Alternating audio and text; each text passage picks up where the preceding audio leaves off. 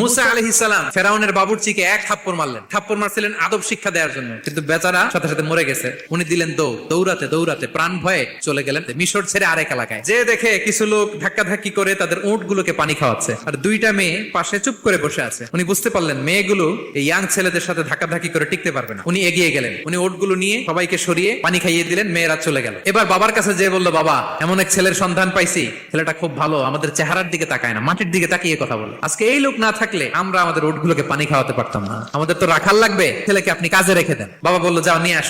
মেয়ে দুজন যে বললো, আব্বার কাছে চলেন, আব্বা আপনার কথা বলবে। মুসা আলাইহিস সালামের নজর যেন তাদের দিকে না পড়ে। মুসা আলাইহিস সালাম বললেন, আমি আগে যাই, তোমরা পিছন থেকে বলো ডানে না বায়ে কোন গলি। তো যাওয়ার পরে মুসা আলাইহিস সালামের সততা, বিশ্বস্ততা, সত্যি দেখে ওনাকে কাজে রেখে দিলেন মেয়ে দুটার বাবা। আর বললেন, এত বছর কাজ করবা, পারিশ্রমিক হচ্ছে কাজ যখন শেষ আমার এক মেয়েরে তোমার কাছে বিয়ে দিয়ে দিব। আল্লাহু আকবার।